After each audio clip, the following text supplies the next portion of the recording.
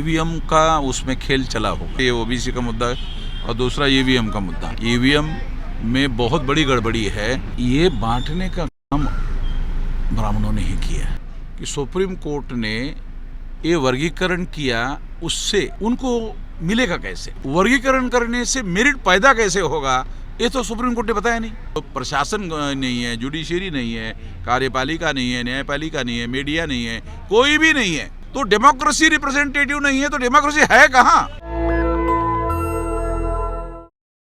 तो हमारे साथ बावन मेश्राम जी हैं। सर, मोहन भागवत कह रहे हैं कि बटेंगे तो कटेंगे, हिंदू समाज को एक होना चाहिए, आप जाति जनगणना की बात कर रहे हैं।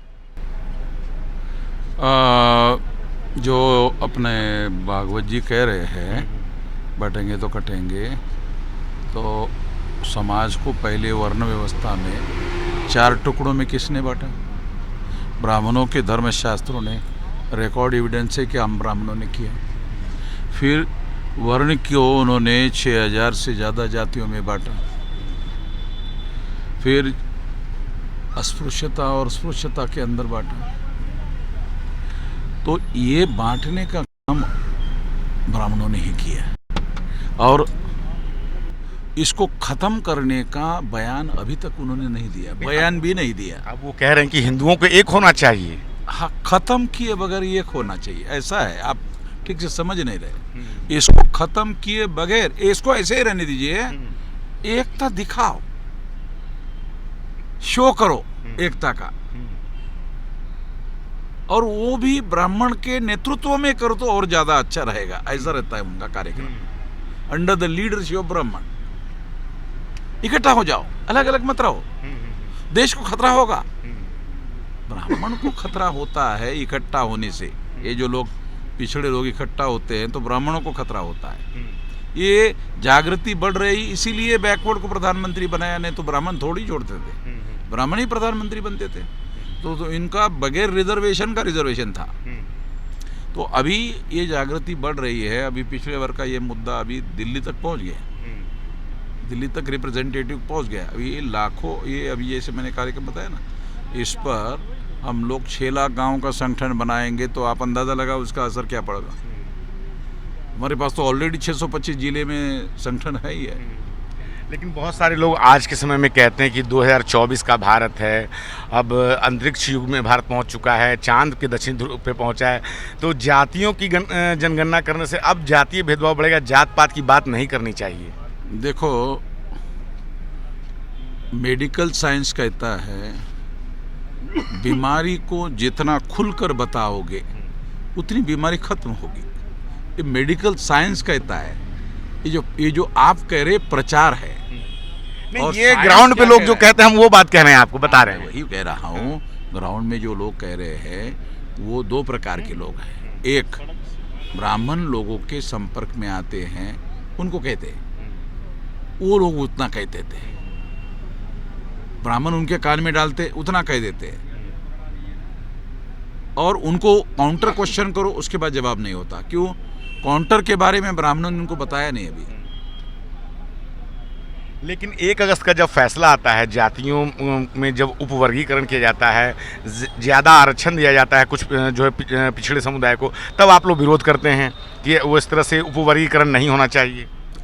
मौलिक बात यह है कि इसके पीछे अधिकार देने का ही मकसद है लोगों को। तो मैं ऐसा कहता हूँ कि सुप्रीम कोर्ट ने ये वर्गीकरण किया, उससे उनको मिलेगा कैसे? ये मेरा कहना है, मिलेगा कैसे? मान लो पहले उनका क्या कहना था, क्यों नहीं मिला? नहीं, आपके पास मेरिट नहीं है। वर्गीकरण करने से मेरिट पैदा कैसे होगा, ये तो सुप्रीम कोर्ट ने बताया नहीं। आप नहीं समझे। मान लो पहले से इकट्ठा थे, इकट्ठा में होने की वजह से इनको नहीं मिल रहा। तो क्यों नहीं मिल रहा था? तो बोलते हैं आपके पास मेरिट नहीं है। अब वर्गीकरण कर दिया, वर्गीकरण करने से मेरिट कैसे आएगा?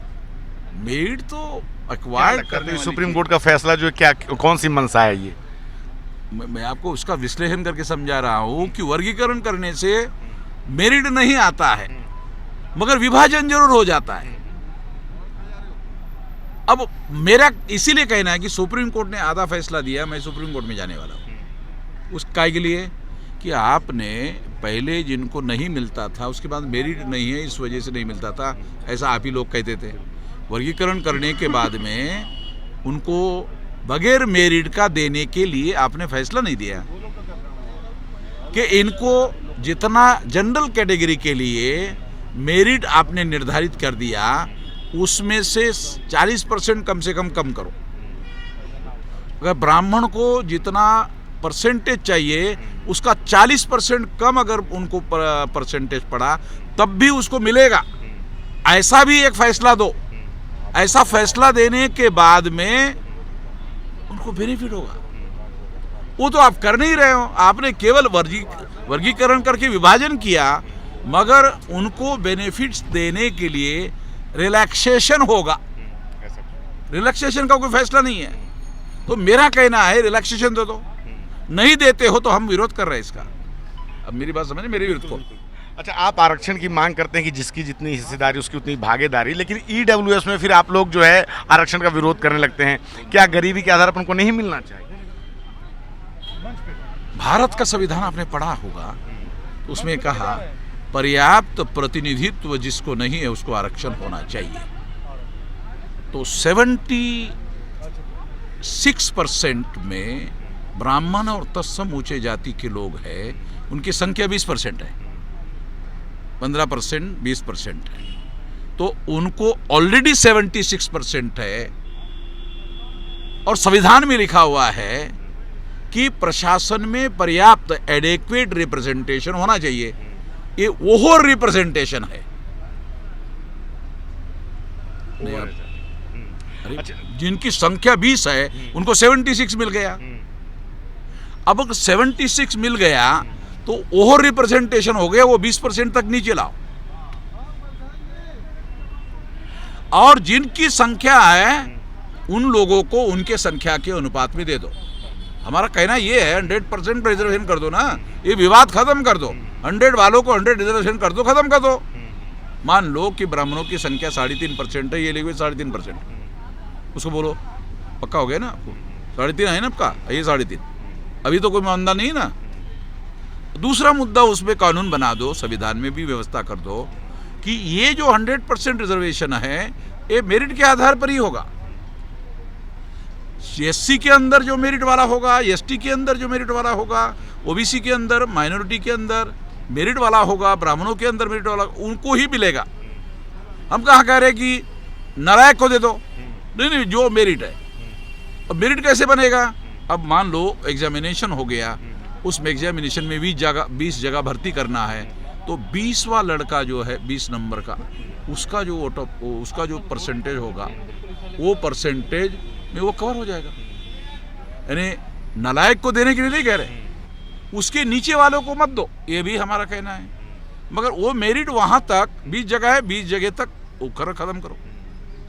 संघ एक बात और कह रहा है कि जातीय जनगणना पे राजनीतिकरण नहीं होना चाहिए। ब्राह्मण अपने हिसाब से इंटरप्रेट कर रहे हैं, मैं बहुसंख्यांक लोगों के हिसाब से इंटरप्रेट कर रहा हूँ। मेरी बात सही इसलिए है क्योंकि डेमोक्रेसी है।